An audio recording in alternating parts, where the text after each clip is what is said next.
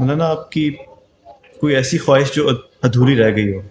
ایک بنو امیہ کے بعد بنو عباس کی حکومت آئی، تو اس میں جو ان کا دوسرا خلیفہ بنا وہ تھا ابو جعفر منصور، وہ بہت بڑا عالم تھا۔ تو اس نے کبھی سوچا بھی نہیں تھا کہ مجھے خلافت ملے گی۔ تو اس نے کوئی 21 برس حکومت کی، بنو عباس کی بنیادوں کو قائم کیا۔ ایک دفعہ اس سے کسی نے پوچھا کوئی خواہش باقی ہے جو رہتی ہو؟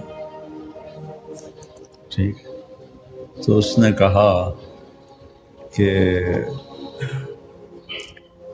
ایک خواہش ہے جو میرے سینے میں ہر وقت ابلتی رہتی ہے کہ میرے گرد طلبہ کا ہجوم ہوتا اور میں درس حدیث پر بیٹھا ہوتا اور مجھ سے طالب علم سوال کرتے، یہ حدیث آپ نے کہاں سے بیان کی ہے، یہ حدیث آپ نے کہاں سے بیان کی؟ کہ یہ میری خواہش سینے میں دب کے رہ گئی ہے۔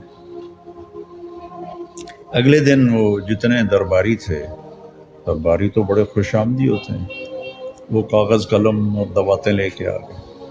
حدثنا امیر المومنین، امیر المومنین آپ ہمیں حدیث سنائیں۔ سے تو وہ ہنس پڑا اور کہنے لگا لستم بہم، تم وہ لوگ نہیں ہو۔ لستم بہم ایک محاورہ ہے جس کا اردو میں ترجمہ ہے یہ منہ اور مسور کی دال۔ سنا ہوا ہے یہ منہ اور جی مسور جی کی دال؟ یہ شاہ عالم ثانی کا باورچی تھا محمد حسین، جب انگریزوں نے قبضہ کر لیا تو وہ وہاں سے نکلا اور بہاول پور جانے لگا، وہاں عباسی مسلم ریاست تھی۔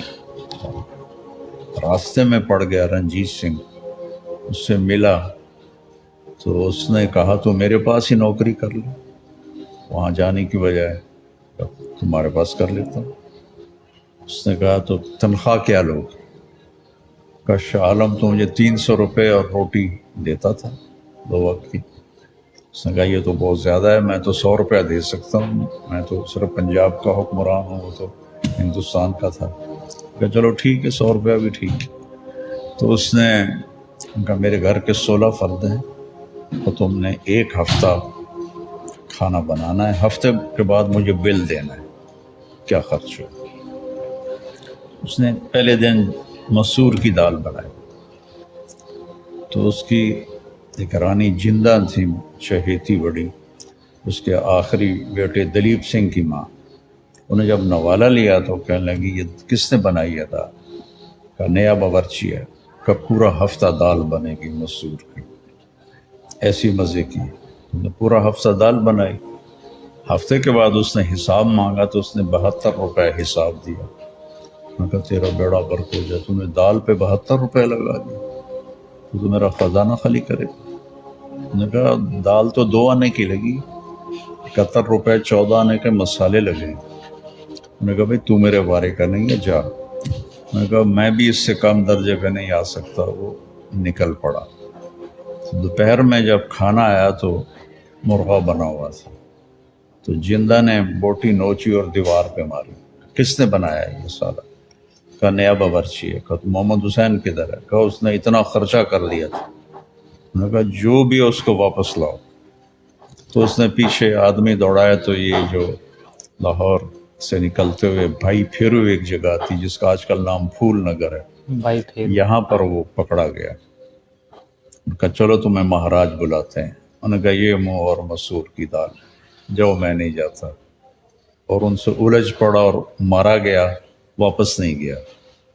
تو ابو جعفر نے کہا یہ منہ اور مسور کی دال، تم وہ نہیں ہو، وہ اور لوگ ہوتے ہیں، انما هم الدنسۃ ثیابهم، ان کے کپڑے میلے ہوتے ہیں، المشققۃ ارجلهم، سفر کر کر کے ان کے پاؤں پھٹے ہوئے ہوتے ہیں، الطویلۃ شعورهم، اور سفر کی وجہ سے ان کے بال بھی بڑے ہوئے ہوتے ہیں، رواد الآفاق، وہ دنیا گھومتے ہیں، کبھی یمن میں، کبھی شام میں، کبھی عراق میں، کہ یہ ہیں حدیث کو نقل کرنے والے، تم تو سارے خوش آمدی آ گئے ہو۔ تو جو ابو جعفر کی خواہش تھی نا، وہی میرے دل میں ہے جو پوری نہیں ہوئی۔ جو میرا ذوق علمی تھا بہت زیادہ، میں نے کتابوں کو زبانی یاد کیا تھا، حدیثوں کو یاد کیا تھا، اور میرا شوق تھا کہ میں درس سے حدیث میں بیٹھوں، حدیث پڑھوں۔ میرے اللہ نے میرے مقدر میں پھرنا لکھا تھا، کیونکہ میرے اس وقت جو فیصلہ کرنا تھا وہ میرے استادوں نے کرنا تھا کہ مجھے کیا کرنا ہے۔ یہ تو میں بتا رہا ہوں 82 کی بات، جب میں پڑھنے سے سال لگا کے فارغ ہوا، تو انہوں نے میرے بارے میں مشورہ کیا کہ اس کو تبلیغ میں ڈال۔ میں نے سر جھکا دیا۔ تو ان کے دعا تھی، چونکہ میرے لیے بہت بھاری فیصلہ تھا۔ مجھے جو سب سے بڑی ناگواری میں نے دیکھی وہ اس وقت دیکھی جب انہوں نے مجھے کہا کہ تم نے سارا وقت عربوں کے ساتھ گزارنا ہے، کہ عربوں کو لینے والا کوئی آدمی کوئی نہیں، کوئی عالم کوئی نہیں جو عربی اچھی بولتا ہو۔ تو مجھے وہ پڑھائی سے نکال کے عربوں کے ساتھ جوڑ دیا گیا۔ اللہ نے میری آواز کو سارے عالم میں پھیلا دیا۔ سبحان یہ اس اطاعت کا ثمرہ تھا۔ اور لیکن یہ خواہش آج بھی باقی ہے کہ کتابوں کو دیکھتا ہوں تو رونے لگ جاتا ہوں۔ ذوق یہ تھا، لیکن اللہ نے اس کے عوض میں جو مجھے دیا وہ ایسا ہے جو میں نے زندگی میں کسی کے ساتھ بھی معاملہ نہیں دیکھا۔ اس مالک کی مہربانی ہے۔ ایک چھوٹے سے گاؤں سے مجھے اٹھا کے اس نے ساری دنیا پھرا دی، ہر ملک میں اللہ نے میری آواز کو پہنچا دیا۔ اس کی بڑی مہربانی۔